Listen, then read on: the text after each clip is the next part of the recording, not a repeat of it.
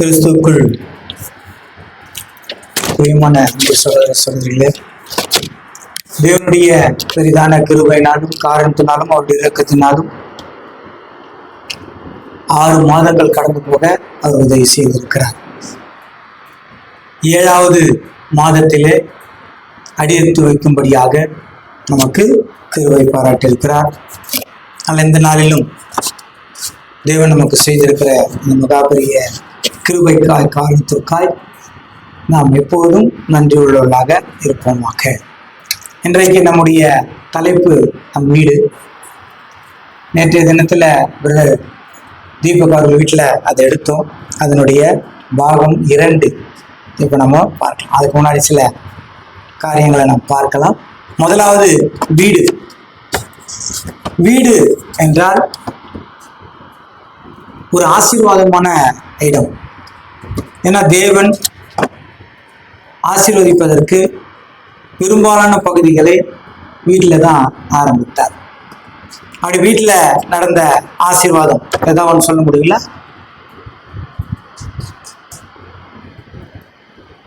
வீட்டில் நடந்த ஆசீர்வாதம் சகை வீட்டில், அப்புறம் ஒரு கல்யாணம், அப்புறம் பழைய ஏற்பாடுல சொன்னோம்னா நிறைய சொல்லிட்டே போகலாம். முக்கியமாக பழைய ஏற்பாட்டில் ஒரு காரியம் நமக்கு உடனே மைண்டில் நிற்கிறது. மாவும் எண்ணெய் என்ன ஆகாது, உனக்கு குறையவே குறையாது என்று அந்த ஸ்திரீயை ஆசீர்வதித்தார். அப்படியே நிறைய நேரங்களில் தேவன் ஆசீர்வதிப்பதற்கு வீடை பயன்படுத்துகிறார். வீடு என்றால் அங்கே ஆசீர்வாதம் தான் இருக்க வேண்டும் என்று பொதுவாக எல்லாரும் நினைக்கிறது உண்டு. வீடுனா அங்கே ஆசீர்வாதமா இருக்கணும். வீடுனா ரொம்ப தரித்திரமான வீடாக இருக்கக்கூடாது என்கிற எண்ணம் எல்லாருக்கும் உண்டு. அதனால நம்ம ரொம்ப வீட்டை எவ்வளோ முன்னுக்கு கொண்டு வரணும் என்று நிறைய பார்ப்போம். ஆக்சுவலா வீடு அப்படின்னா இல்லம், வாசஸ்தலம் என்ற அர்த்தம். இது வீடு ஒரு பாதுகாப்பான இடம்னு ஒரு அர்த்தம். வீடு எங்க போனாலும் நாங்கள் வீட்டுக்கு போயிடலாம். வீடு ஒரு பாதுகாப்பான இடம், நல்ல ஓய்வு எடுக்கிற இடம். ஏன்னா எவ்வளவுதான் ரொம்ப டயர்டாக இருந்தாலும் வீட்டுக்கு போனால் போதும்பா அப்படின்ற ஒரு திருப்தி வரும். 2வது, வீட்டில் அன்பும் பாதுகாப்பும் நிறைந்த இடம் வீடு தான். ரொம்ப அன்பாகவும் ரொம்ப பாதுகாப்பாகவும் நிறைந்த இடம், உணர்வு பூர்வமான இடம். அதனால வீடு ரொம்ப முக்கியம். இந்த வீடு அதனுடைய கட்டமைப்பு அதை விட என்னங்க ரொம்ப முக்கியம். வீடுனா என்ன ஆகக்கூடாதுங்க, மழை பெஞ்சா ஒழுக கூடாது. அது ஒழுகுச்சுன்னா அது வேஸ்ட்டு இல்லைங்களா, அதில் பிரயோஜனம் இல்லை. அந்த மாதிரி வீடுகளில் நான் சின்ன வயசுல இருந்திருக்கோம். ஆனால் எங்கள் வீட்டில் ஓலை வீடு இல்லை, எங்கள் வீடு ஹவுசிங் போர்டு தான். ஆனாலும் மழை பெஞ்சா ஒழுகும். அந்த தண்ணி மேலே நின்றுட்டு ரொம்ப ஒழுவோம். ரொம்ப படுக்கிறதுக்கே எங்களுக்கு ரொம்ப கஷ்டமா இருக்கும். ஒரு பக்கம் லாஃப்ட் இருக்கும். அந்த லாஃப்டில் எப்படி தண்ணி வரும்னு தெரியாது. அது ஓவர் ஃபுல்லாக வெளியே வந்து ஊற்றிட்டு இருக்கோம். ரொம்ப ஒரு கஷ்டம். அப்போ வீடு அப்படின்னா அது ஒழுகக்கூடாது. அந்த வீட்டுக்கு காற்று வசதிலாம் இருக்கணும். ஒரு வீடுன்னா காற்று வசதி இல்லாம ஒரு வீடு இருந்தால் அது ரொம்ப கஷ்டம். அடுத்தது தரம் உள்ளதா இருக்கணும். வீடு எப்பவுமே தரம் உள்ளதா இருக்கணும். அதுதான் ஒரு வீடு என்றதாக நாம் பார்க்கிறோம். அதனால வீட்டில் எப்பவுமே குடும்ப உறுப்பினர்கள் அதாவது ஒற்றுமையாக இருப்பார்கள். வீட்டில் குடும்ப உறுப்பினர்கள் வந்து எப்படி இருப்பாங்க, அந்த வீட்டில் ரொம்ப ஒற்றுமையா இருப்பார். சண்டை வரும், ஆனா அது 2-3 நாள்ல என்ன ஆயிடுங்க படம் இல்லை. நம்ம சின்ன வயசுல அது எனக்கு தெரிஞ்ச வரைக்கும் கல்யாணம் ஆகிறதுக்கு முன்னாடி அக்கா, தங்கச்சி, அண்ணன், தம்பி எல்லாம் பயங்கரமான ஒற்றுமையில இருப்பாங்க. அடிச்சாலும் உடனே பேசிப்பாங்க, எல்லாம் கரெக்டா இருக்கும். ஆனா கல்யாணம் அப்புறம் அந்த சகோதர சகோதரிகளுக்குள்ள வேற்றுமைகள், விரோதங்கள் அதிகமாக பார்க்க முடியும். கல்யாணம் ஆன குடும்பம் என்ன ஆயிடலாம், நீங்களா உன் குடும்பம், என் குடும்பம், நீ இப்படி பேசக்கூடாது, நான் இப்படி பேசக்கூடாதுலாம் வந்துடுது. ஆனால் எப்போ ஒரு குடும்பமாக இருக்கிறோமோ அங்கே ஒரு சந்தோஷம், ஒரு சமாதானம், ஒரு பெரிய ஒரு நிம்மதி, ஒருத்தருக்கு ஒருத்தர் ஆறுதலாக அந்த குடும்பம், ஒருத்தருக்கு ஒருத்தர் ஆறுதலா இருப்பார்கள். நல்ல குடும்பம், அதாவது வீடு அருமையா இருக்கும். ஆக்சுவலா வீடு இப்ப நம்ம காலத்துல தான் வீடு இருந்தது. ஆதி காலத்துல வீடு எல்லாம் குகைகளாக இருந்தது. அப்ப மக்கள் காட்டை விட்டா குகைகள்ல போய் தான் என்ன பண்ணாங்க, நாங்க தங்கி இருந்தார்கள். ஆனா இன்றைக்கு நம்ம வாழ்க்கையில வீடு நம்ம என்ன பண்ணிட்டோம், எப்படி தேவையோ அதுக்கேற்ற மாதிரி வீடு என்ன பண்ணிட்டோம் அமைச்சுக்கணும். எப்படிலாம் வேணுமோ அவ்வளோ, அதாவது அலங்காரம் ஒரு பக்கம் இருந்தாலும் ரூம்ஸ் இந்த ரூம் இங்க இருக்கணும், இந்த ரூம் அங்க இருக்கணும், இந்த ரூம் இவ்வளவு சைஸ் இருக்கணும், அந்த ரூம் இவ்வளவு சைஸ் இருக்கணும், நம்ம என்ன பண்றோங்க நம்ம அமைச்சுக்கிறோம். அதனால இன்று நாம் இருக்கும் இடம் நமக்கு பிடித்தது போல நம்மளால அமைச்சு கொள்ள முடியும் என்றதாக நாம் பார்க்கிறோம். ஒரு வீடு இருந்தாதான் மனுஷனுடைய வாழ்க்கை ஆரம்பிக்கும். வீடு தான் ரொம்ப முக்கியம். ஒரு மனுஷனுடைய வாழ்க்கையின் ஆரம்பம் வீடு தான். அதனால வீடு ஒரு இது சொல்லுவாங்க கோவில் அப்படின்னு சொல்லுவாங்க. கோவில் கோவில்னா கோனா ராஜா, இல்லுனா இல்லம், அதாவது ராஜா இல்லம். அந்த ராஜாக்கு இன்னொரு அர்த்தம் கூட வருது, தேவன் இருக்கும் வீடு, அதாவது இல்லம், அதான் கோவில் என்று சொல்றார். அப்போ தேவன் இருக்கும் இடம், நீங்களே தேவனுடைய ஆலயமா இருக்கிறவர்கள் கூட ஒரு அர்த்தம் வருது. இப்ப பைபிள்ல திருமணம் அப்படின்னா ஒரு அர்த்தம் வருது. ஏன்னா பைபிள்ல திருமணம் ரொம்ப ரொம்ப முக்கியம். தேவன் செஞ்ச முதல் பங்கன் எடுத்தாங்க இல்லைங்களா, திருமணம் தான் தேவன் செய்த முதல் பங்கன். பிறப்பு இல்லை. ஏன்னா ஆதாம எவ்வளவு வயசுல சிருஷ்டித்தான் தெரியாது, குழந்தையா இருந்தாலும் சிருஷ்டிக்கல இல்லைங்களா. அதனால அங்க நடந்த ஒரு முதல் பங்கன் எதுனா திருமணம். அந்த திருமணத்துக்கு அடையாளம் இருக்குது. அது எபேசியர்ல அதை விளக்குவாங்க இல்லைங்களா. கல்யாணம், அதாவது கணவன் மனையை பற்றி சொல்லிட்டே வந்துட்டு, நான் இது ரகசியம் இல்லைங்களா, நான் கிறிஸ்துவை பற்றியும் சபையை பற்றியும் சொல்லுகிறேன் என்று அங்க பினிஷ் பண்றார். அப்போ ஒரு திருமணத்திற்கு ஒரு அடையாளம் இருக்கிறது, ஒரு அர்த்தம் இருக்கிறது. அதுதான் திருமணம் என்றால் இயேசு கிறிஸ்துவும் சபையும் போல கணவன் மனைவி வாழ்வதற்காக தேவன் நியமித்த ஒரு காரியம். அப்படியே வீடு அதுக்கு கூட ஒரு அடையாளம் இருக்குது. அதனாலதான் வீடை பத்தி நம்ம இவ்வளவு பார்த்தோம். இந்த பூமியில தேவன் ஒரு வீட்டை கொடுத்திருக்கிறார். தேவனே அந்த வீட்டுல தலைவராக இருக்கிறார். அப்படிதான் நம்ம நினைக்கிறோம். தேவன் தான் இந்த வீட்டுக்கு எப்படி இருக்கிறாருங்க, தலைவர். தேவன் அங்க இருக்கணும். தேவன் அங்க இருந்தாதான் அந்த வீடு ஆசீர்வாதம். நான் ஏற்கனவே சொன்னேன், வீடுன்னா ஆசீர்வாதம். அது எப்போ ஆசீர்வாதம்னா தேவன் அங்க இருந்தாதான் அது என்னங்க அந்த வீட்டுக்கு ஆசீர்வாதம். அப்போ தேவன் வெளியேறிட்டா, அல்லது தேவனை வெளியேறும்படியாக நாம் செய்கிற காரியங்கள் இருந்தா அந்த வீட்டுக்கு என்ன ஆகாதுங்க, ஆசீர்வாதம் இருக்காது. கோடி கோடியா பணம் இருந்தாலும் ஆசீர்வாதம் இல்லைன்னா பயன் இல்லை. கரெக்டுங்களா? எவ்வளவு கோடி பணம் இருந்தாலும் சரிங்களா, ஆசீர்வாதம் இல்லைன்னா அங்க பயன் இல்லை. அந்த ஆதி ஆமத்துல சொல்லும் போது யோசேப்புன்னு நினைக்கிறேன், தூதர்கிட்ட சண்டை போடுறாங்க. யாக்கோபு தூதர்கிட்ட சண்டை போடும்போது லாஸ்ட் அவர் சொல்ல, நீர் என்னை ஆசீர்வதித்தால் ஒழிய, அவர் பிச்சைக்காரன் வந்தாரு. அப்போ அவர் எவ்வளவு சொத்து இருந்து தெரியுங்களா, அது பைபிள்ல படிச்சா நமக்கு தெரியும். எல்லா ஆசீர்வாதமும் அவருக்கு இருந்தது.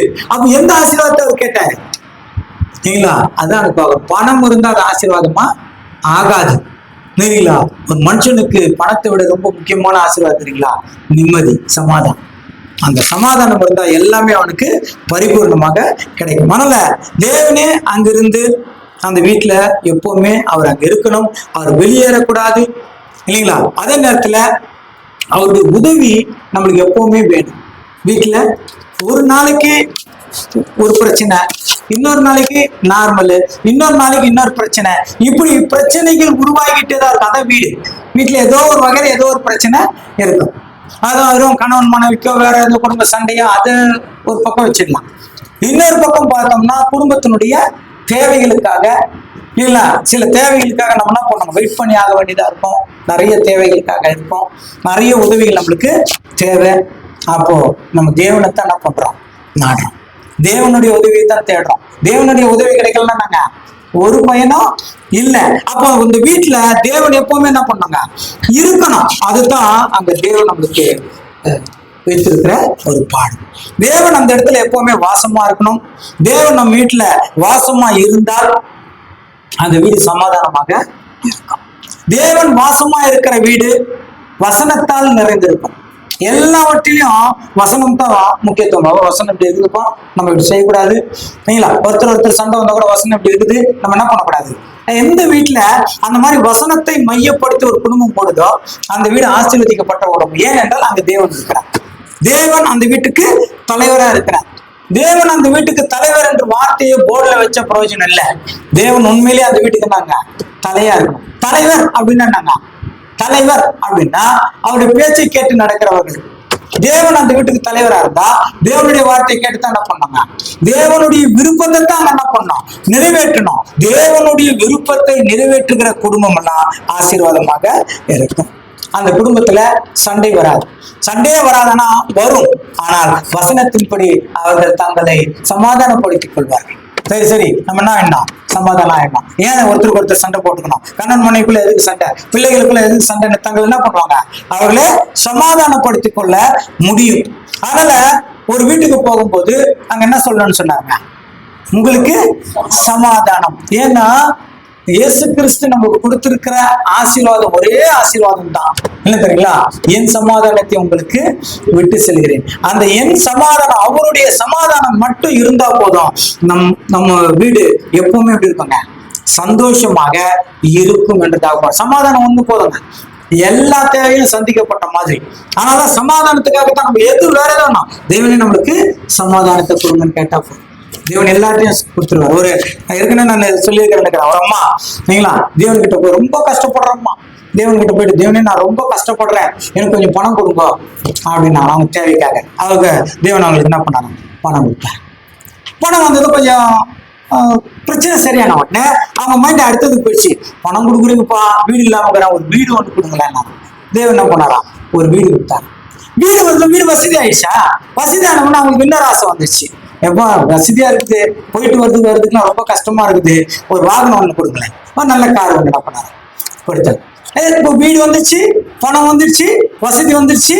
இப்போ அடுத்தது தேவன் கிட்ட கேக்குறான், தேவனே அந்த நகை நட்டுலாம் கொஞ்சம் கொடுத்தா நல்லா இருக்கும். நகை நட்டுல என்ன பண்ணும்? எல்லாம் என்னன்னா கேட்டாலும் எல்லாத்தையும் கொடுத்துட்டான். ஒரு காலம் வரும்போது அந்த அவங்க பிள்ளைகளே அவர்களுக்கு ஆப்போசிட்டா என்ன ஆயிட்டாங்க? போயிட்டான்.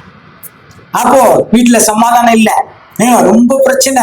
அதாவது இவ்வளவும் பெற்று கொடுத்தாங்கள அந்த அம்மா, அந்த அம்மாக்கு சமாதானம் இல்லாம பிள்ளைங்க என்ன பண்றாங்க? எப்படியாவது அவங்கள முதியோர் இல்லத்துல சேர்த்துன்னு பிளான் பண்ணிட்டாங்க. ரொம்ப துக்கமாயிட்டு கடைசியில தேவனுக்கு போய் கேட்டாங்களா, தேவனே எனக்கு சமாதானம் இல்லையப்பா, சமாதானத்தை கொடுப்பான். அப்ப தேவன் சொன்னாரா, நீ முதலே அதை கேட்டுக்கணும். அந்த சமாதானம் மட்டும்தான் இது எல்லாமே உனக்கு என்ன இருக்கும்? கிடைச்சிருக்கான். அவன் கூட இயேசு கிறிஸ்து சொல்லி கொடுப்போம். என்ன சொல்ல? முதலாவது தேவனுடைய ராஜ்யத்தையும் அவருடைய நீதியும் தேடுங்கள், இவைகள் எல்லாம் உங்களுக்கு கூட நாங்க. இப்ப ஆசீர்வாதம், அதாவது உலக பிரகாரமான ஆசீர்வாதம் என்பது நாம் கேட்க வேண்டிய அவசியமே இல்லை. என்னை பொறுத்த வரைக்கும் அதுதான் உலகத்திற்குரிய ஆசீர்வாதத்தை நாம் கேட்க வேண்டிய அவசியமே இல்லை. நாம் தேவனுடைய நீதியில நாம் இருந்தோம்னா உலகத்தினுடைய ஆசீர்வாதங்கள் தேவன் என்ன பண்றாங்க? என்ன தேவையோ அதை சம்பூர்ணமாய் கொடுத்துட்டே இருப்பார்.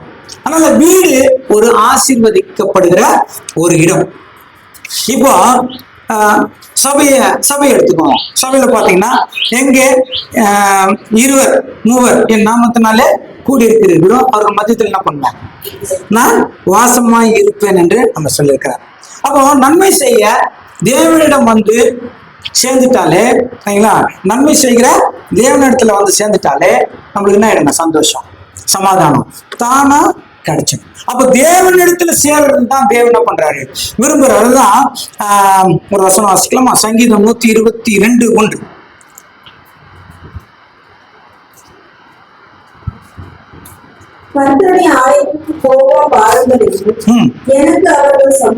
போதுங்க. அதனால பார்த்தோம்னா நமக்கு சந்தோஷத்தையும் சமாதானத்தையும் ஒரு மன நிம்மதியும் அமைதியும் கொடுத்த தேவன் இருக்கிறார். அவருடைய சமூகத்துல வந்து வருவதற்கு எப்படி இருக்கணும்? கர்த்தருடைய ஆலயத்துல சந்தோஷத்தோட என்ன பண்ணணும்? தேவனுடைய ஒரு வருத்தத்தோட எங்களை வேண்டாம் வெறுப்போட வருது யூஸே இல்லை. ஒரு வேண்டாம் வெறுப்போ ஒரு சர்ச்சைக்கு வரும், அது வராம இருந்துடலாம். ஏனென்றால் தேவன் அங்க என்னங்க இருக்கிறார்? எங்க நம்ம சொன்னோம், எங்க 2-3 என் நாமத்தினாலே கூடி இருக்கிறீர்களோ அவர்கள் மத்தியத்தில் என்ன பண்ணுவேன்? நான் இருக்கிறேன் என்று சொன்னவர் இங்க இருக்கிறார் என்றதாக நாம் எவ்வளவு விண்ணப்பங்கள் கொடுத்துருக்கோம். நமக்கு எவ்வளவோ பிரச்சனைகள் இருக்குது, எவ்வளவோ கஷ்டங்கள் இருந்தது. அந்த கஷ்டங்களுக்கு எல்லாம் நம்ம என்ன பண்ணோங்க? தேவன் கிட்ட விண்ணப்பம் கொடுத்தோம். அந்த விண்ணப்பங்களுக்கு எல்லாம் தேவன் என்ன பண்ணிருக்காருங்க? பதில் செய்தாரு. அது பதில் செய்ததுக்காக அவர் தொழுது கொடுத்துக்கு என்ன பண்ணாங்க, ஒரு வாஞ்சியோட ஆர்வத்தோட வரணும். அதான் சங்கீதம் 116:1 வாசிக்கலாமா?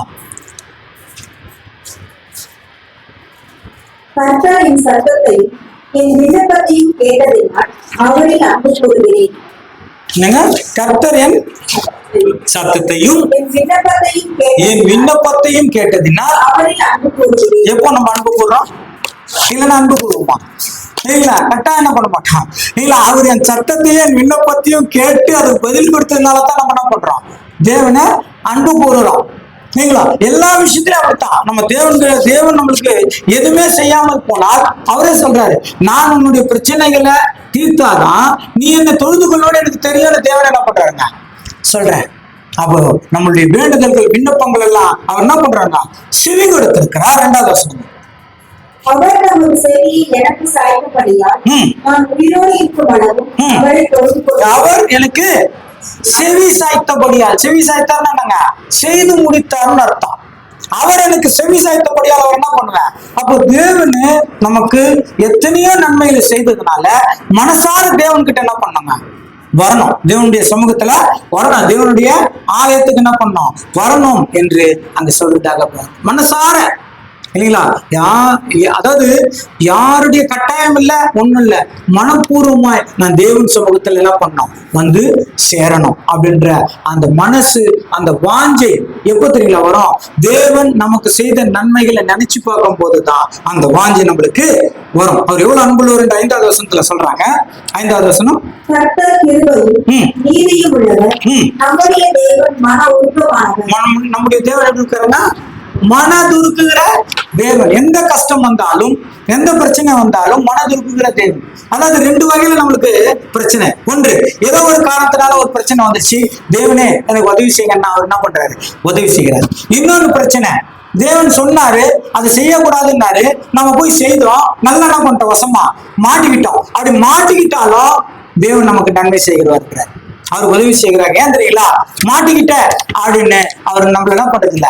நான் சொன்னது நீ கேட்கல, நீ போய் மாட்டிக்கிட்ட, நான் என்ன செய்து அனுபவின்னு ஒரு பவர்க்கும் சொன்னது இல்ல. நான் சொன்ன கேட்கல, பிரச்சனை வந்துச்சா பரவாயில்ல, நான் உன்ன என்ன பண்றேன், காப்பாத்துறேன்றார் பாருங்க. அதுதான் நம் தேவன் மனதுருகுகிற தேவன். ஏன்னா அவர் நம்ம ரொம்ப நேசிக்கிறாரு. அவருடைய வார்த்தைகளுக்குள்ள நம்ம இருக்கிறதுனால அவர் எப்படி நம்மள பண்றாரு. 8வது வசனம் வாசிக்கலாங்க. 8வது வசனம், என் ஆத்துமாவின் மரணத்துக்கும் என் கண்ணை கண்ணீருக்கும் என் காலை இடர்களுக்கும் தப்புவித்தேன். என் ஆத்மா என்ன பண்றீங்க, மரணத்திற்கும் என் கண்ணை கண்ணீருக்கும். என் கண்ணை என்ன பண்றாருன்னா கண்ணீர். கண்ணீர் என்னங்க, அழுவுது. கண்ணீர்னா பயங்கர துக்கம். துக்கத்தினுடைய வெளிப்பாடுதான் கண்ணீர். உள்ள வேதனை. இல்லைங்களா? ஒரு விஷயத்துல நம்ம ரொம்ப துக்கமாயிட்டோம்னா உள்ள வேதனை, வெளிப்பாடு கண்ணீர். அப்போ 2 வித்துக்கும் ஒரே பொருள் தான் நம்முடைய வேதனைகள். என்னுடைய வேதனைகளை அவர் என்ன பண்றாரு, பார்க்கிறாரு. கண்ணீர் நிக்குது அப்படின்னு சொன்ன அர்த்தம், கண்ணீரை துடைக்கிறார் அப்படின்னா பிரச்சனையை முடித்து வைக்கிறாருன்னு அர்த்தம். இல்லைங்களா? கண்ணீரை துடைக்கிறாருன்னா இப்படி துடைச்சிட்டா பிரச்சனை போயிடுமோன்னு யோசிக்கிறாங்க. இல்லைங்களா? அது உள்ள அர்த்தம் வச்சிருக்காங்க. நம்ம தமிழ் பண்பாடா தானே, எல்லா வார்த்தைக்கும் என்ன பண்ணுவாங்க, உள்ள ஒரு மீனிங் என்ன பண்ணுவாங்க வச்சிருப்பாங்க. அப்போ கண்ணீர் என்ன பண்றாரு, அவரு துடைக்கிறார். அப்புறங்க இடரலுக்கு இடரல். இல்லைங்களா? இடரல்ன்றது எப்படி வரும் அப்படின்னா, இல்லைங்களா, சடதியா வரும். அதான் இடரல். டக்குன்னு ஒரு பிரச்சனை வரும். இல்லைங்களா? ஆனாலும் அது கூட அவர் என்ன பண்றாரு, தப்பு வைக்கிறவராக இருக்கிறார். அதனால வீடு ஒரு தொழுது கொள்கிற இடம். அங்க தேவன் வாசமா இருக்கணும். அங்க தேவன் வாசமா இருக்கணும்னா, இல்லைங்களா, அங்க தேவனுடைய வார்த்தை எப்பொழுதும் அந்த வீட்டுல இருக்கணுங்க. துதி சத்தம் எப்பவுமே இருக்கணும். தேவனுடைய வசனம் அங்க இருக்கணும். தேவனுடைய காரியங்கள் அங்க இருக்கணும். எப்பவுமே அது மகிமைப்படும்படியா இருக்கணும். அதுதான் தேவனுடைய வீடு. அதான் சொல்லும்போது வீட்டுலதான் ஆசீர்வாதமே நம்ம என்ன பண்ணோம், அங்க ஆரம்பிச்சோம். ஒரு வசனம் வாசிக்கலாமா? சங்கீதம் 84:4. உன்னுடைய வீட்டில் வாசமா இருக்கிறவர்கள் பாக்கியவான்கள், அவர்கள் எப்பொழுதும் நம்மை துதித்துக் கொண்டிருப்பார்கள். இப்போ தேவனுடைய வீட்டில் வாசமா இருக்கிறவர்கள், இது 2 அர்த்தம் இருக்குது. நீங்களா ஒண்ணு பார்த்தோம்னா தேவனுடைய வீடு. இப்ப நாம இருக்கிற வீட்டுக்கு என்ன தான் பேர் வைக்கிறாங்க, தேவன் இந்த வீட்டின் தலைவர். அப்ப தேவனுடைய வீடு அதானுங்க. அந்த வீட்டுல இருந்தா எடுத்தா இருக்குங்க. நீங்களா அது 118:15 வாசிங்க சங்கீதம். நீதிமான்களுடைய கூடாரங்களில் ரட்சிப்பின் கெம்பீர சத்தம் உண்டு. எப்பவுமே நாங்க நீதிமான்களுடைய கூடாரங்கள்ல ரட்சிப்பின் கெம்பீர சத்தம் கம்பீர கம்பீர சத்தம். அந்த கம்பீரம் அப்படின்ற வார்த்தை ரொம்ப அழுத்தமா என்ன பண்றாங்க அங்க சொல்றதாங்க, கம்பீரம் இல்ல. அதனால அந்த கம்பீரம் என்ற வார்த்தை ரொம்ப அழுத்தமாக சொல்லப்பட்டிருக்கு. அப்போ தேவனுடைய வீட்டுல நாங்க எப்போதும் நீதிமான்கள் கூடாரத்துல ரட்சிப்பின் கெம்பீர சத்தம் உண்டு. கம்பீர சத்தம், நீதிமான்கள் கூடாரம் அப்படின்னா அங்க தேவனுடைய வார்த்தை அதிகமா இருக்கணும். நீங்களா அங்க தேவனுடைய வார்த்தை அதிகமா இருக்கணும். வீடு ஃபுல்லா வசனம் மாட்டேங்கிறது இல்ல, அந்த வசனம் உள்ள இருக்கணும். அந்த வசனத்தின்படிதான் நம்முடைய வார்த்தை இருக்கணும், நம்முடைய வாழ்க்கை இருக்கணும், நம்முடைய நடத்தை இருக்கணும், நம்முடைய செயல்பாடுகள் இருக்கணும். அதைத்தான் தேவனுடைய வீடு. தேவனுடைய வீட்டுல சுயமா எதுவும் இருக்கக்கூடாது. நம்முடைய சொந்த காரியங்கள், சொந்த விஷயங்கள் எல்லாம் பண்ணக்கூடாதுங்க, இருக்கக்கூடாது. அங்க 100% வசனம் தான், தேவனுடைய வார்த்தை தான், அதுக்கு கீழ்ப்படியது தான். ஒருத்தருக்கு ஒருத்தர் வசனத்தை சொல்லி நீங்க கோவப்படக்கூடாது. வேதத்துல பாருங்க கோவப்படாம போட்டிருக்குது, இங்க பாருங்க தேவனுடைய வார்த்தை எப்படி போட்டிருக்குது. அவங்க ஒருத்தர் என்ன பண்ணாங்க, நாம புத்திசாலி. நீங்களா இயேசு கிறிஸ்து சொல்லும் போது உங்க வீட்டார என்ன சொன்னாங்க, வீட்டாரு சத்ரு பரவாயில்ல இல்லைங்களா. ஆனா அங்கிருந்தா நிறைய விஷயம் கத்துக்கணும். ஒருத்தருக்கு நாங்க விட்டு கொடுத்து வாழற போது இல்லைங்களா, அங்க சத்ரு, அந்த சத்ருவை மேற்கொள்றதுக்கு நம்மளால முடியும். எப்போ தேவனுடைய வீடா அது இருக்கும் போது அங்க கம்பீர சத்தம் எப்பவுமே நாங்க வரும். ஆனா ஒரு வீட்டுல சத்தம் அதிகமா இருந்தா, அதாவது சண்டை அதிகமா இருந்தா அந்த வீட்டுல ஆசீர்வாதமே தங்காது. நான் மாதிரி நிறைய பார்த்துட்டேன். எந்த வீட்டுல சண்டை சச்சரவு ஜாஸ்தி ஆயிட்டே இருக்குதோ, பிரச்சனை அதிகமாயிட்டு இருக்குதோ, அந்த வீட்டுல எப்பவுமே நாங்க எங்க ஆசீர்வாதம் ரொம்ப ரொம்ப கம்மியா இருக்கும். ஒரு ரட்சிக்கப்பட்ட புதுசுல ஒரு வீட்டுல மீட்டிங் நடத்துவோம், வாரம் மீட்டிங் நடத்துவோம். அந்த மீட்டிங் நடத்தும் போது ரொம்ப ரொம்ப ஆர்ப்பாட்டமா ரொம்ப உற்சாகமா நாங்க மீட்டிங் நடக்கும். மீட்டிங் முடிஞ்ச அப்புறம் அக்கம் பக்கம் சொல்லுவாங்க, பாரு வாரத்துக்கு ஒரு நாள் தான் அந்த வீட்டுல தேவன். அதுக்கப்புறம் பார்த்தா அங்க வெறும் சண்டை சச்சரவு கத்துறது எத்துறது எல்லாம் தாங்க அங்க. அதான் எப்படி தெரியுங்களா, அந்த வார்த்தைகள் கூட பக்கத்து வீட்டுல ஒரு காது பூசுற மாதிரி வார்த்தைகள் வரும். என்னப்போ ஒரு கிறிஸ்துவ வாயிலிருந்து இப்படி வார்த்தைப்பட்ட வார்த்தைகள் வருதுட்டு பேசுற மாதிரி இருக்குது. இதனால தேவன் என்ன பண்ணாங்க, தூஷிக்கப்படுது. இது இல்ல கம்பீர சத்தம். நீங்களா அதனால ஒரு வீட்டுல அந்த கம்பீர சத்தம், துதி இருக்கணும். வீட்டுல எப்பவுமே தேவனுடைய துதி இருக்கணும், அவருடைய பாட்டு இருக்கணும், அவருடைய வசனம் இருக்கணும் எப்பவுமேங்க. ஒரு வீட்டுக்குள்ள நுழைஞ்சா நாங்க பாட்டுனாங்க. சில ஒரு மதத்தினர் வீடுகளுக்கு எல்லாம் நான் போயிருக்கிறேன். அங்க ஏதோ ஒரு விஷயத்துல ஏதோ ஒரு பாட்டு போட்டு அந்த அவங்களுடைய ஸ்லோகம் எதுனாங்க வீட்டுல ஓடிட்டே இருக்கும். ரெண்டாவது, அந்த வீட்டுக்குள்ள நுழைஞ்சாலே ஒரு நல்ல ஒரு வாசனை இருக்கும். அவங்க அதுக்கு எந்த சாம்பிராணி உதவி என்னமோ பண்ணிட்டு நாங்க வீட்டுக்குள்ள நுழைஞ்சலாம், நல்ல வாசனையா இருக்குது அப்படின்னு அவங்க தோணும்.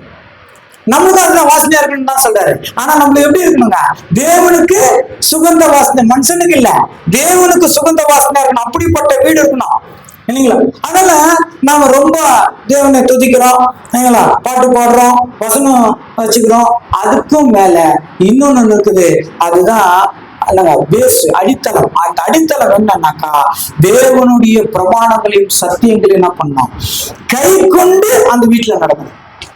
தேவனுடைய சட்டம் தான், தேவனுடைய சட்டத்தின்படி நடக்கணும் தான் நம்ம கைகள்ல கருப்பு வெள்ளை புத்தகம் கொடுக்கப்பட்டிருக்கிறது. அப்ப வேதத்தின்படி வாழுகிற வீடு எப்படி இருக்குங்க, சங்கீதம் 119:54, நான் பரதேசியாய் தங்கும் வீட்டில் உமது பிரமாணங்கள் எனக்கு கீதங்களாயின. என்னங்க பிரமாணங்கள் எப்படி இருக்குங்க, கீதங்களாயின. பாட்டு நம்மளுக்கு என்ன மாதிரி பாட்டு பார்க்கணும் இல்லைங்களா. யாரோ ஒருத்தர் எழுதின பாட்டு ரொம்ப சந்தோஷமா என்ன பண்ணும், போட்டு கேளு. ஆனா எந்த பாட்டு ரிப்பீட் ஆகணும் தெரியுங்களா, தேவனுடைய பிரமாணம் இல்லைங்களா, அவருடைய சட்ட திட்டங்கள் நமக்குள்ள என்ன ஆகுங்க, ரிப்பீட் ஆயிட்டே இருக்கணும். அப்பதான் நம்ம வாழ்க்கையில இயேசு கிறிஸ்துவின் சாயல்ல மாற முடியும். இயேசு கிறிஸ்துவின் சாயல்ல மாறுதுதான் கிறிஸ்துவம். அதுக்குதான் தேவன் எல்லா உதவியும் செஞ்சிட்டு இருக்கிறார். எல்லாவற்றையும் அவருக்கு நமக்கு எல்லா தேவைகளும் சந்தித்து வழிநடத்துகிறார் என்றால் தேவனுடைய சாயலா மாறணும். அது முதல்ல எங்க தெரியுங்களா, வீட்டுலதான் ஆரம்பிக்கணும். வீட்டுல தான் நீதியா நடக்கணும், வீட்டுல தான் நேர்மையா நடக்கணும், வீட்டுல தான் பரிசுத்தமா நடக்கணும். வீட்டுல எல்லாம் கரெக்டா இருந்தாதான் வெளியில நம்மளால கரெக்டா இருக்கும். அப்ப நம்ம மாற வேண்டிய இடம் எங்க தானே? வீடு. அதனாலதான் தேவன் வீட்டை என்ன பண்றாங்க? முதல்ல ஆசீர்வதிக்கிறார். நீதிமொழிகள் 3ஆம் அதிகாரம் 33வது வசனம் வாசிக்கலாங்க. துன்மார்க்கனுடைய வீட்டில் கர்த்தரின் சாபம் இருக்கிறது, நீதிமான்களுடைய வாசஸ்தலத்தையோ அவர் ஆசீர்வதிக்கிறார். என்னங்க? நீதிமானுடைய வீட்டை அவர் என்ன பண்றாரு? ஆசீர்வதிக்கிறார். அப்போ வீட்டுலதான் நாம் நீதி நேர்மை பரிசுத்தமா செய்ய முடியும். ஏன் தெரியுங்களா? வெளியில விட வீட்டுல நம்ம இஷ்டத்துக்கு எது வேணாலும் செய்யலாம். இப்ப வெளியில ஓனர் திட்டுறாரு, அவர் திட்ட முடியுமா? திட்ட முடியாது. வீட்டுல யாராவது நம்ம வீட்டுல குடும்பத்துல மனைவியோ ஒரு கொஞ்சம் டென்ஷனா பேசிட்டா நம்ம என்ன பண்ணிருப்போம்? அங்க ஒர்த்து எடுக்க முடியும். எது வேணாலும் திட்டலாம், ஒன்றும் பிரச்சனை இல்லை. அதனால வீட்டுல நம்மளுக்கு ரொம்ப ஃப்ரீடம் இருக்குது. ஆனா அங்க நான் கண்ட்ரோல் ஆகும்.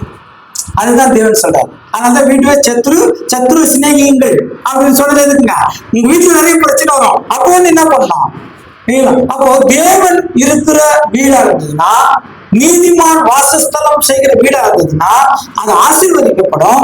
அது ஆசீர்வதிக்கப்பட வேண்டும் என்றால் வீட்டுல தான் நிறைய பிரச்சனைகள் உருவாகும். அங்கதான் நம்மள சீர்படுத்தும்.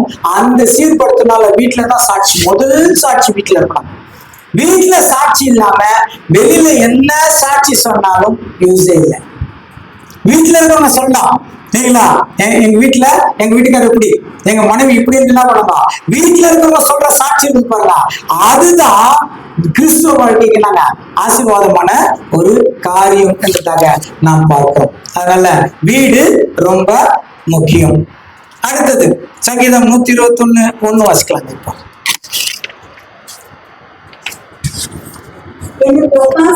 சங்கீதம் 122:1 வாசிக்கலாம். கர்த்தருடைய ஆலயத்துக்கு, இரண்டாவது கர்த்தருடைய ஆலயத்துக்கு என்ன பண்ணுவோம்? போவோம், வாருங்கள். ஏன்னா அவர் நமக்கு என்ன பண்றாருன்னா எல்லாவற்றையும் செய்து முடிக்கிறார். அதை நான் ஏற்கனவே வாசிச்சேன் இல்லைங்களா? சங்கீதம் 116 கூட அது குறித்து எல்லா விண்ணப்பங்களையும் அவருங்க செய்கிறார். 1 நாளாகமம் ஆயிடுங்களா? 1 நாளாகமம் 16:29. 1 நாளாகமம் 16:29.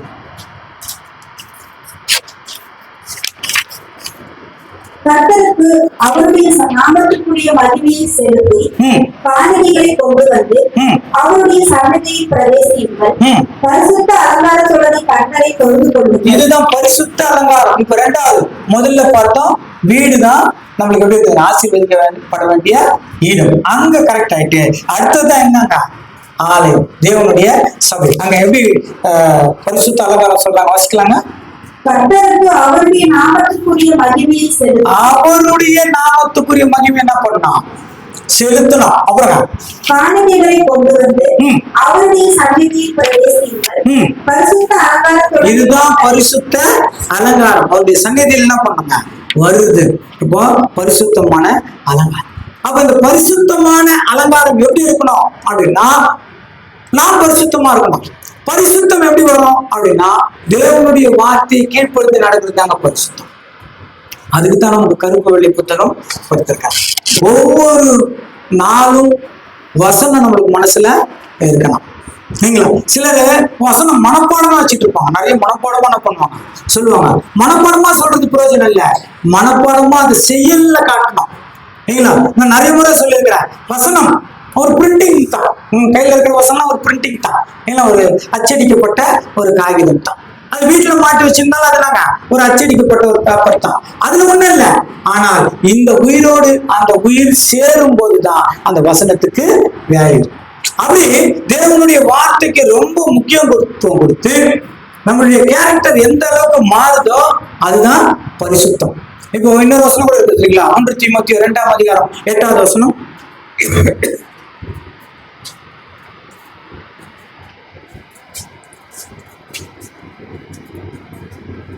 அன்றி புருஷர்கள் கோபமும் தர்க்கமும் இல்லாமல் பரிசுத்தமான கைகளை உயர்த்தி எல்லா இடங்களிலேயும் ஜெபம் பண்ண வேண்டும் என்று விரும்புகிறேன். கைகளை உயர்த்தணும். வெறும் கை இல்ல, அதுக்கு முன்னாடி ஒரு ஆர்டர் கொடுத்துக்கிறாங்க. என்னங்க?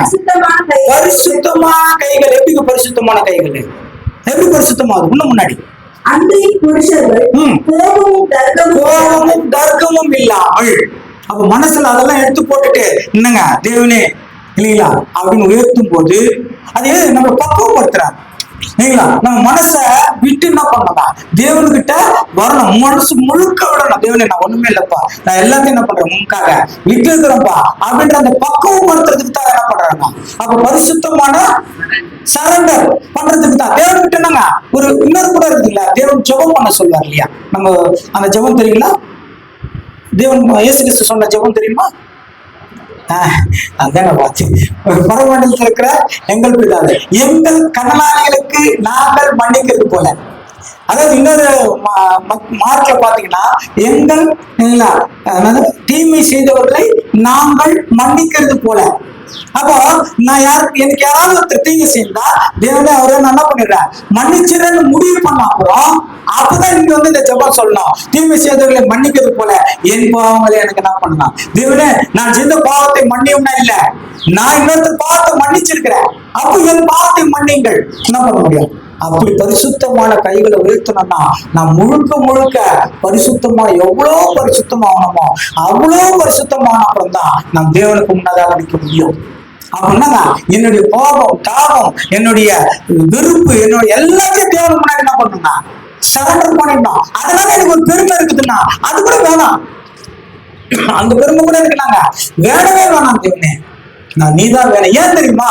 சங்கீதம் 116 சொல்லும் போது என் கால் இதனால பிடிக்க என்ன பண்ணிருக்கிறேன், என் கண்ணீர் என்ன பண்ணிருக்கிறீங்க தடுச்சிருக்கிறீங்க, நான் துக்கமா இருக்கும் போது என்ன பண்ணிருக்கிறீங்க செய்திருக்கிறீங்களே. இப்படிப்பட்ட தேவனுக்காக நான் விடுறேன் எல்லாத்தையும், என்னுடைய எல்லா காரியங்களும் எனக்கு எது ரொம்ப இன்ட்ரெஸ்டோ தேவன் அது உள்ள பண்ணாங்க. எனக்கு எது ரொம்ப இன்ட்ரெஸ்ட் ஒரு என்னோட வாழ்நாள்ல அதை தேவன் உனக்காக நான் விட்டுறேன் பாருங்க, அதுதான் தேவன் பார்க்கிறேன்.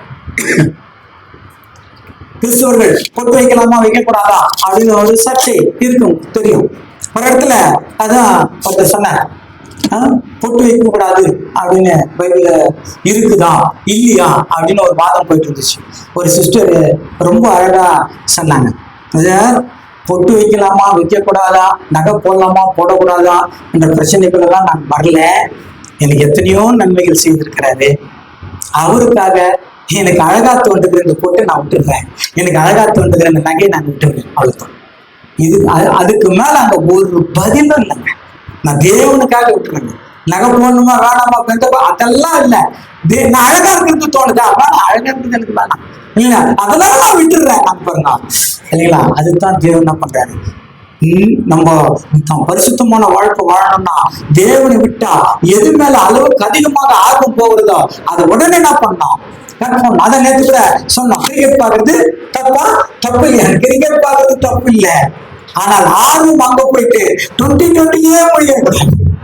அங்க எப்ப நம்மள ரொம்ப இழுக்குற ஒரு விஷயம் அங்க சாத்தான் ஆதிக்கம் அதிகமாயிடுச்சுன்னு அர்த்தம், நம்மள தேவனுக்கிட்ட இருந்து பிரிக்குதுன்னு அர்த்தம். உடனே அதை என்ன பண்ணிடணுங்க, தேவனுக்காக நான் விட்டு விடுகிறேன் என்ன பண்ணிடணும் வந்துடுங்க. ஏன் தெரியுங்களா, காலம் ரொம்ப வேகமா ஓடுதுங்க, ரொம்ப ரொம்ப வேகமா போகுதுங்க. எவ்வளவு வேகமா போகுது அப்படின்னு சொல்லும் போது ஒரு முடி உதிர்த, அது எப்போ உதிருதுன்னு தெரியுமா? தெரியாது. எப்போ யாருனாலும் எப்போனாலும் உதிருது, அந்த ஸ்பீட்ல இருக்குமா. சங்கீதம் 39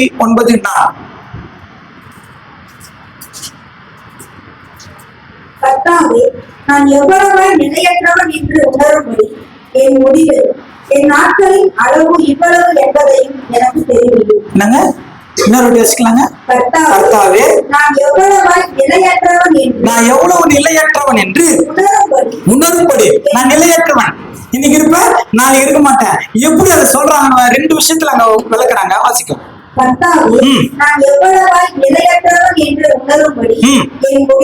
என் முடிவையும் என் நாட்களின் அளவு இவ்வளவு என்பது. நீ இவ்வளவு நாள் தான் வாழ்வ, அவ்வளவுதான். எவ்வளவு நாள் தெரியாது, இன்னைக்கு இருக்கிறது நாளைக்கு இல்லை. இவ்வளவையும் தலைமுடி இருக்குதுங்களா இல்ல? வாசிங்க.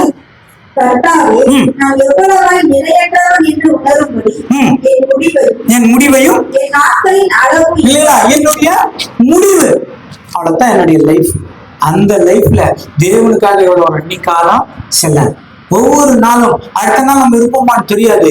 இன்றைக்கு நான் தேவனுக்காக எவ்வளவு வாழ்ந்திருக்கிறேன், அதைத்தான் தேவன் என்ன பண்றாங்க பார்க்கிறேன். அவரவர் கிரியைக்கு தக்க பலன் என்னோடு கூட வருகிறது. நாம் எவ்வளவு பேசணும் என்றதை விட இல்லைங்களா, எவ்வளவு தேவனுக்காக சாட்சியா வாழணும்ன்றதுதான் முக்கியம்.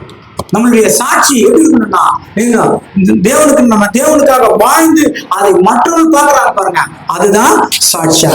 அதனால அங்க இரண்டாவதாக நாம் பார்த்தோம், தேவனுடைய சபைக்கு வருகிறது மிக முக்கியம். மூன்றாவதாக நாம் பார்க்கிறோம் அப்போஸ்தலர் 7ஆம் அதிகாரம் 48வது வசனம். அப்போஸ்தலர் 7:48. ஆகிலும் உன்னதமானவர் கைகளினால் செய்யப்பட்ட ஆலயங்களில் வாசமாயினார். ஆகிலும் உன்னதமானவர் கைகளினால் செய்யப்பட்ட ஆலயங்களில் வாசமாயினார். ஒரு பில்டிங்ல என்ன பண்றது இல்ல இருக்கிறதுல 2 வாட்டி சொல்றாங்க. 24, 17, 24 கூட வாசிக்கலாம்.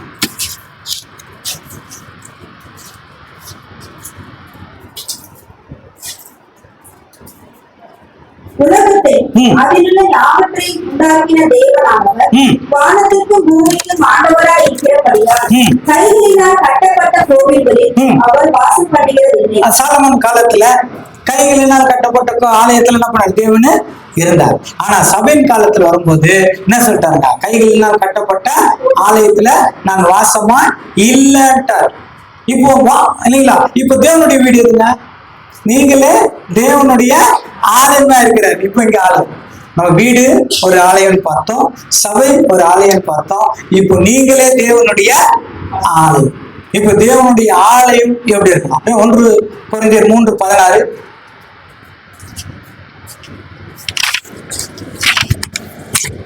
நீங்களே தேவனுடைய ஆலயமாய் இருக்கிறீர்கள் என்றும் தேவனுடைய ஆவி உங்களில் வாசமாய் இருக்கிறார் என்றும் அறியாதிருக்கிறீர்களா? இப்போ இல்ல, தேவனுடைய ஆலயம் இருந்தாங்க, தேவனுடைய வீடு இருக்குமா? இப்போ நம்ம வீட்டுல கம்பீர சத்தம் இருக்கணுமா? வீட்டுல பார்த்தோம். இப்போ தேவனுடைய ஆலயம் பாருங்க, நம்ம தான் தேவனுடைய ஆலயம். இப்ப வீடு எதுங்க, இந்த வீடு. அந்த வீட்டுக்குள்ள எதெல்லாம் நம்ம பார்த்தோமோ இப்போ இந்த வீட்டுக்குள்ள அதெல்லாம் இருக்கணும். அப்பதான் தேவன் என்ன பண்றாங்க, வாசமா இருப்பார். அப்போ இந்த வீடும் ரூம்ஸ் இருக்கணும். எந்தெந்த ரூம் எந்தெந்த சைஸுக்கு வைக்கிறோன்றது முக்கியம். அப்போ தேவனுடைய காரியங்கள் ஒவ்வொரு விஷயமும் இந்த வீட்டுக்குள்ள கூட நாங்க ரூம்ஸ கரெக்ட் பண்ணி வைக்கணும். தேவனுக்கு தானாங்க இந்த, ஏன்னா தேவன் வாசமா இருக்கிறார். ஒரு கெஸ்ட் வராங்க வீட்டுக்கு இல்லைங்களா, அந்த கெஸ்ட் வந்தா அவங்களுக்கு ஒரு ரூம் என்ன பண்ணுவோம், ப்ரிப்பேர் பண்ணுவோம். அவங்களுக்கு மற்ற சௌகரியம் எல்லாம் என்ன பண்ணுவோம், செய்து கொடுப்போம் ஒரு நாள் கெஸ்ட்டுக்கு. ஆனா தேவனே இந்த வீட்டுல இருக்கும்போது இந்த தேவன் வாசமா இருக்கிறதுக்கு என்னெல்லாம் செய்யணுமோ இங்க கரெக்டா செஞ்சு வைக்கிறாங்க. இல்லைன்னா தேவன் இங்க இருக்க மாட்டாரு, இந்த உதவில மட்டும்தான் தேவன் இருக்காரு. முதல்ல என்னுடைய நண்பர் இருக்கிறாரு இல்லைங்களா, அவர் செய்யற விஷயங்கள் நான் நேற்று அவர்கிட்ட பேசிட்டு இருந்தோம். அவர் செய்யற விஷயங்கள் அவர் பேசும்போது தேவனை பத்தி ரொம்ப நம்பரும், பயங்கரமா பேசுவாரு, ரொம்ப வசனம்லாம் ரொம்ப இதா சொல்லுவாரு, என்ன செய்வாரு. ஆனா கிரியையில பாத்தீங்கன்னா ரொம்ப ஒஸ்ட் கேரக்டர், ஒஸ்ட். எல்லாருக்குமே தெரியும். அங்க எல்லாரும் என்னுடைய நண்பர்களே சொன்னாங்க, என்னையா கடவுளை பத்தி அவ்வளவு நேரமா பேசுறான், அவனுடைய கேரக்டர் எப்படி தெரியுமா, அவன் என்ன மாதிரி கேரக்டர்ல இருக்கிறான் தெரியுமா அப்படின்னு பேசுவான். ஏன் தெரியுங்களா, தேவனுடைய வாசஸ்தலம் இங்க கரெக்டா இருந்தா, தேவன் இதுக்குள்ள இருந்தா இல்லைங்களா, எல்லாம் சாட்சியாக இருக்கும். தேவன் தங்குற வீடு, தேவன் வாசம் பண்ணும் வீடு, அதாவது தேவன் உலாவுகிற இடம். எடுத்துக்கலாமா, தேவன் உலாவுகிற இடம். தேவன் உலாவுனாரா எங்க, ஏதேன் இடத்துல தேவன் அவருடைய இடம். தேவன் உலாவுகிற இடம் யார் தாங்க, இங்கதான் தேவன் இங்கதான் என்ன பண்றாரு, இருக்கிறார். சபை எங்க 20 நாமத்தினால கூடி இருக்கிறதோ அவர்கள் மத்தியத்துல இருக்கிறது. தேவன் உலாவுகிற இடம் இருக்காங்க, இதுதான். இப்ப இந்த வீடு, அந்த முதல்ல பார்த்தோம் அந்த வீடு எவ்வளவு சுத்தமா இருக்கணும், எப்படிலாம் இருக்கணும், எப்படி ஆசீர்வாதம் வரும்னு பார்த்தோம்.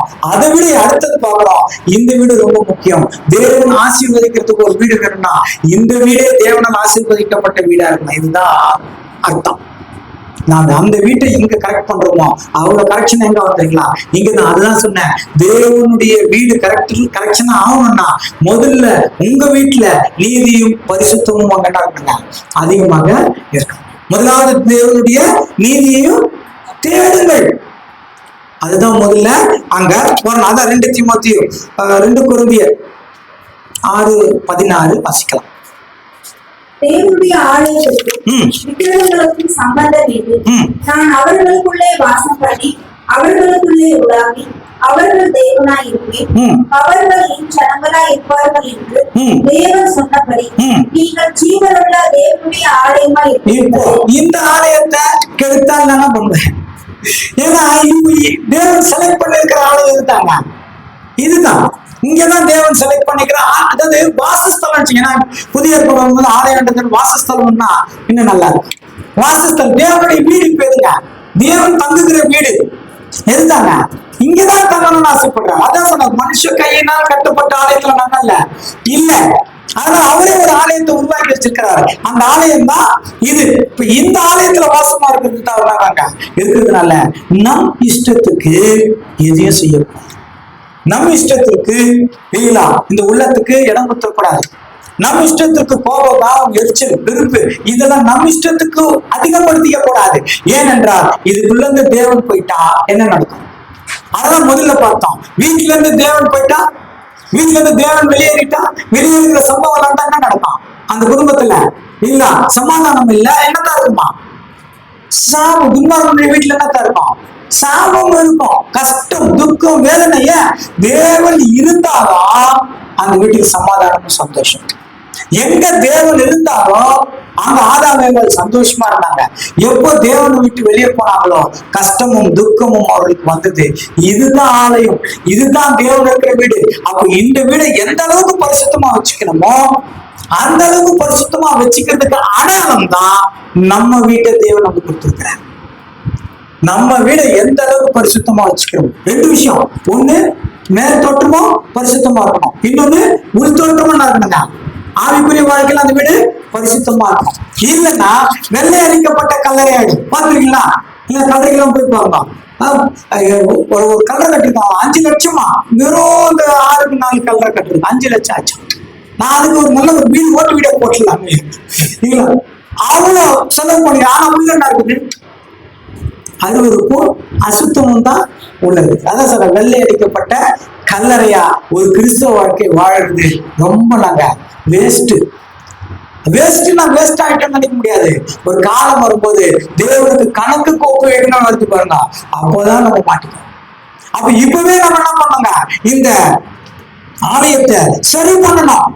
எந்த ஒரு விஷயம், எதை ஒரு பேசுறதா இருந்தாலும், எதை ஒரு செய்கிறதா இருந்தாலும், ஒரு விஷயத்த 10 முறை என்ன பண்ணுங்க, தேவன்கிட்ட கேட்டு கேட்டு இது செய்யலாமா செய்யலாமா, இது பேசலாமா இதை பேசக்கூடாதா, இன்னும் 10 முறை என்ன பண்ணுங்க, தேவன்கிட்ட கேட்டு கேட்டு போறாங்க. 1 Corinthians 6:19 வச்சுக்கலாங்க.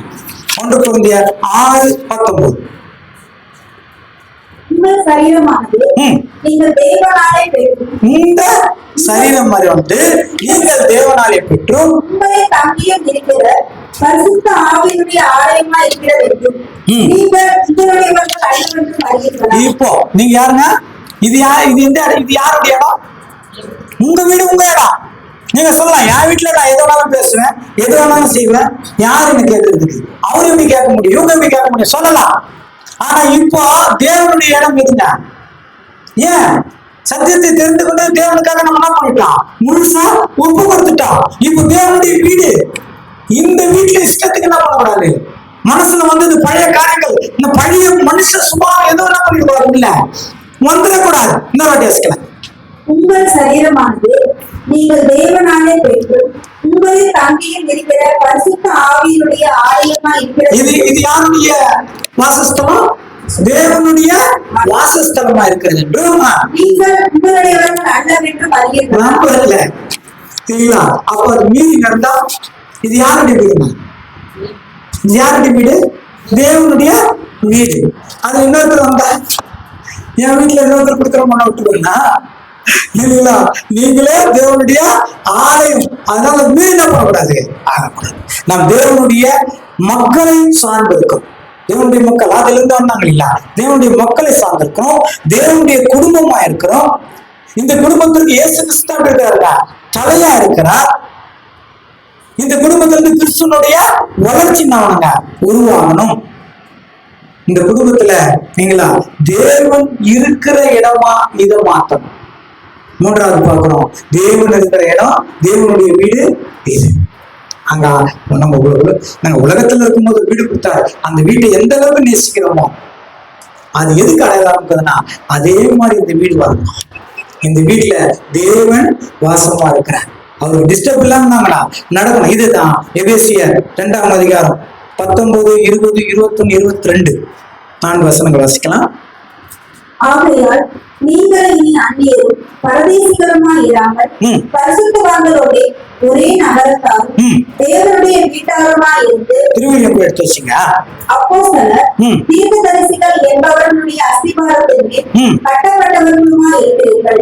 அதற்கு இயேசு கிறிஸ்து தாமே மூளைகளாய் இருக்கிறார்.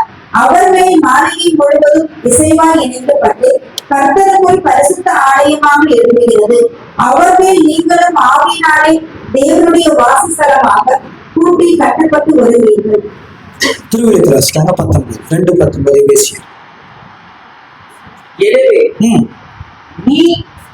இனி நீங்கள் அந்நியர் அல்ல, வேற்று நாட்டினரும் அல்ல, இறைமக்கள் சமுதாயத்தில் உடன் குடிமக்கள், கடவுளின் குடும்பத்தை சேர்ந்தவர். இப்ப நம்ம யாருங்க? கடவுளின், நம்ம ஒவ்வொருத்தருக்கும் ஒரு குடும்பம் இருக்கும் இல்லைங்களா? ஒவ்வொரு குடும்பத்தை பத்தி நம்ம என்ன பண்ணுவோங்க, ரொம்ப பெருமையா பேசிக்குவோம். ஏங்க, கணவன் அவர் குடும்பத்தை பெருமையா பேசிக்குவாங்க, மனைவி அவர் குடும்பத்தை என்ன பண்ணுவாங்க, பெருமையா பேசிக்குவாங்க. எல்லாம் மாறிடுச்சு. இப்ப நாம எல்லாம் யாருடைய குடும்பம் ஆயிட்டோம்? ஏங்களா, தேவனுடைய குடும்பம் ஆயிட்டோம். அப்புறம் கண்டிப்பா அது 19, 20, 22 வரைக்கும். எனவே இனி நீங்கள் அந்நியரும் அல்ல, வேற்று நாட்டினரும் அல்ல, இறைமக்கள் சமுதாயத்தின் உடன் குடிமக்கள், கடவுளின் குடும்பத்தை சேர்ந்தவர்கள், இறை திருத்தூதர்கள், இறைவாக்கினர்கள் ஆகியோர்களை அடித்தளமாகவும் கிறிஸ்து இயேசுவையே மூளை கல்லாகவும் கொண்டு அப்போஸ்தலர்களுடைய வார்த்தைகள் அடித்தளமாகவும் இயேசு கிறிஸ்து அதுக்குனாங்க மெயின். அவர் மூலமா தான் அப்போஸ்தலருக்கு வந்தது. அப்போஸ்தலர் மூலமா தான் நமக்கு என்ன இருக்குங்க வந்திருக்குது. அப்புறம் அமைக்கப்பட்ட கட்டடமாய் இருக்கிறீர்கள். கிறிஸ்துவின் உறவில் கட்டடம் முழுவதும் இசைவாக பொருந்தி ஆண்டவருக்கென்று தூய கோவிலாக வளர்ச்சி பெறுகிறது. என்னங்க ஆண்டவருக்கென்று? என்னங்க தேவனுடைய கோவில், ஆலயம், வாசஸ்தலமா நம்ம என்ன பண்ணலாம், வளரணும். இது தேவனுடைய வாசஸ்தலம், இது வளரணும். இதுக்கு தேவையான எல்லாம் பண்ணுங்க. மனசு ஃபுல்லா என் தேவன் இதுல இருக்கிறார் மட்டும்தான் இருக்கணும், தவிர வேற ஒண்ணும் இருக்கணும். எப்படி வீட்டுக்குள்ள ஃபுல்லா தேவன் இந்த வீட்டுக்கு தலைவர்களா, இந்த வீடு அவருக்குதான். இந்த வீடு எந்த இல்ல என் இஷ்டத்துக்கு எதுவும் என்ன பண்ண முடியாது, செய்யவே முடியாது. அதனால எல்லா நீதியையும், எல்லா நியாயத்தையும், எல்லா சத்தியங்களையும் என்ன பண்ணுங்க கை கொண்டு இந்த ஆலயத்தை ரொம்ப அவருக்கு ஏற்ற ஆலயம், அவர் தான் எல்லா வீட்டிலும் கொடுக்குறாரு. நீங்களா அவர் உள்ளதுக்கு, அவரு வாழறதுக்கு என்னெல்லாம் வேணுமோ, அதை அவரு வாழன்னு சொல்ல முடியாது, அவர் இருக்கிறதுக்கு என்னெல்லாம் வேணுமோ எல்லா வீட்டிலும் அவர் கொடுக்குறாரு. எப்போ நான் இந்த வீட்டுக்குள்ள போறேன், எனக்கு நல்ல ஒரு கட்டில் வேணும் சொல்றேன், ஒரு நல்ல ஒரு கட்டில் வேணும். என்கிட்ட கட்டில் இல்லை, பரவாயில்ல, நான் தங்குற கட்டில் நான் உனக்கு என்ன பண்றேன் தர, அதை வை. எனக்கு இந்த மாதிரி பெயிண்டிங் வேணும், இந்த பெயிண்டிங் தான் இதை கொடுக்குறேன், நீ என்ன பண்ண இது அடிச்சுக்கோ. எனக்கு இப்படித்தான் இந்த ரூம் இப்படித்தான் எல்லாம் ஒருத்தர் என்ன பண்றாரு சொல்றாரு, அதுக்கு அந்த மெட்டீரியல் என்ன பண்ணிருக்காரு கொடுத்துறாரு. நம்ம வேலை என்னன்னா அந்த மெட்டீரியலை வச்சு அதை அலங்கரிக்க வேண்டியது. அப்படியே தேவன் தங்குகிற இந்த வீட்டுல அந்த வீடு எப்படிதான் இருக்கணும் என்று, எந்த மாதிரியான நிலையில இருக்கணும் நமக்கு என்ன பண்றாங்க, மெட்டீரியல் பைபிள்ல கொடுத்துட்டாரு, கருப்பையில புத்தகமா கொடுத்துட்டாரு. நான் வரணும்னா இந்த வீடு இப்படித்தான் இருக்கணும், இந்த மனசு இப்படித்தான் இருக்கணும், நீதியில இருக்கணும், நேர்மையில இருக்கணும், என்னுடைய சட்டத்திட்டங்களை ஃபாலோ பண்ணணும். அப்பதான் நான் ஒரு இந்த மெட்டீரியல் வச்சுட்டேன், இதை கண்டினியூ இந்த அழகுபடுத்து, நான் அது என்ன பண்ணேன் வாசம். அந்த அழகுபடுத்துற வேலை தான் தேவன் இந்த பூமியில இருந்து கொடுக்கிறாரு. இந்த வேலையை செய்யறதுக்கு உங்களுடைய பிரச்சனைகள் பெருசா தெரியும்னா அதுதான் சொல்றாரு, அந்த பெருசா தெரிகிற பிரச்சனை இல்ல, அவர்கிட்ட கொடுத்துட்டா அவரு சின்னதாக்கி நமக்கு கொடுப்பாரு. அவருடைய வேலையை நாம பெருசா செய்யறதுக்காகத்தான் நம்ம ஜெபம் பண்ணும் போது, விண்ணப்பம் பண்ணும் போதும் எல்லாவற்றுக்கும் தேவன் பதில் கொடுத்து நம்மளுக்கு சகாயம் செய்கிறார், நம் கண்ணீரை துடைக்கிறார் என்றதாக பார்க்கும். 4ஆம் அதிகாரம் 7ஆம் வசனத்துல சொல்லும் போது, உபாகமம் 4:7, நம்முடைய தேவனாகிய கர்த்தரை நாம் தொழுது கொண்டிருக்கிற போதெல்லாம் அவர் நமக்கு சமீபமாய் இருக்கிறது போல தேவனை இவ்வளவு சமீபமாய் பெற்றிருக்கிற வேறு பெரிய ஜாதி இருக்குதா? தேவனை இவ்வளவு சமீபமாய் பெற்றிருக்கிற வேற ஏதாவது ஜாதி இருக்குதா? எவ்வளவு கிட்டன்னா அவர் சொல்ற, தடவியாகிலும் கண்டுபிடிக்கத்தக்கதாக நம்ம அருகில். தடவியாகிலும்னா இங்க உட்காந்துட்டு இப்படி தடவை ஏதோ ஒண்ணு பக்கத்துல அவ்வளவு கிட்ட தேவன். இவ்வளவு சமீபமா நம்ம தேவன் இருக்கிறாருன்னா அப்போ அவருக்கு ஏத்த ஆலயமா இது பண்ணா, அவர் இதுக்குள்ள வாசம் பண்ணா நம்முடைய பிரச்சனைகள் எல்லாம் தீர்ந்துடும் இல்லையா?